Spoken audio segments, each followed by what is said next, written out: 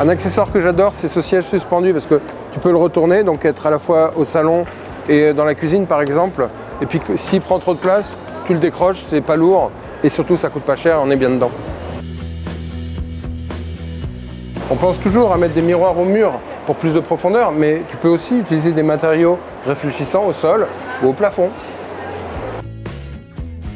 C'est une lampe que tu poses sur la bouteille et qui l'éclaire. C'est rigolo. En même temps, ça sert de bouchon. C'est intéressant quand tu as une petite table et que tu n'as pas de place.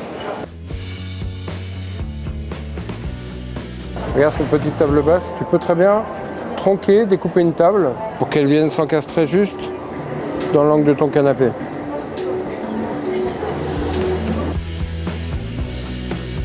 Tu peux transformer ta cheminée en buffet avec un haut de buffet que tu pourrais chiner pour gagner du rangement.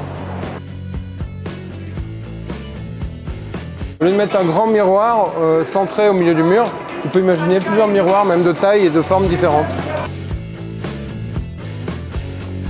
Pour séparer un espace, tu n'es pas obligé de vitrer, ça peut être juste une séparation visuelle avec des tasseaux de bois par exemple.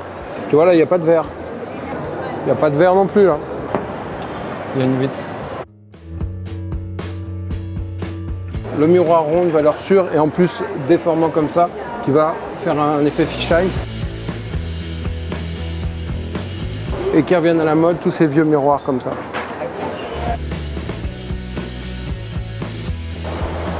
Qui a dit que ta cloison devait aller jusqu'au plafond? On peut très bien couper une cloison à 1,20 m. Imaginez une courbe pour récupérer tout en douceur la cloison existante. Et puis on peut retrouver aussi des arches, des courbes pour quelque chose de vraiment personnalisé.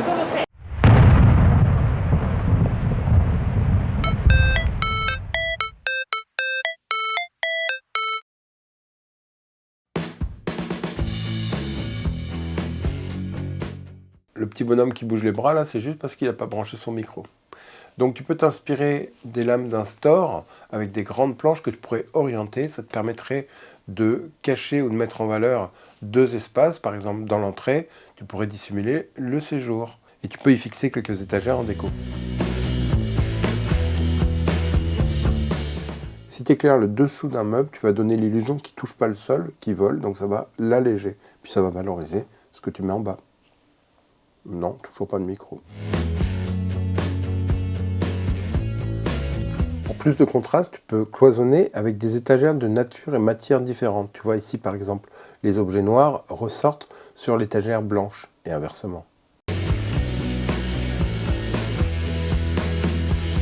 J'aime bien cette idée d'applique déportée, ça te permet d'avoir l'abat-jour au bon endroit au-dessus de ta table et d'isoler un espace. Le fait d'avoir plusieurs petites tables aussi, c'est intéressant parce que dans un petit espace, c'est modulable. Tu peux les disposer comme tu veux. Un miroir, on peut aussi le mettre plus bas, ça permet de voir d'autres éléments et ça permet de voir différemment la pièce.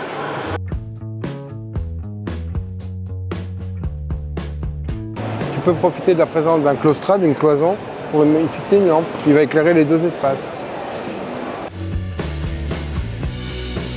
Pour séparer deux espaces, il y a le claustrade que tu peux acheter tout fait dans un magasin de bricolage. Tu peux aussi récupérer des branches, des morceaux de bois, du bois flotté pour créer une séparation avec les ouvertures que tu veux. Alors ce que tu peux faire, c'est utiliser un miroir avec une forme particulière et le multiplier, pourquoi pas en l'inversant, en les mettant tête bêche. Mais tu peux aussi redécouper la forme du miroir à côté plusieurs fois pour qu'on ait des pleins et des vides et qu'on sache plus ce qui est reflet et ce qui est trou. Par exemple, ce mur avec cette ouverture, on pourrait multiplier les miroirs ronds. Regarde une belle idée ici, tu peux séparer deux espaces avec de la faïence. Alors je pense qu'il faudrait quand même l'attacher en bas pour pas que ça balance trop et que ça s'entrechoque.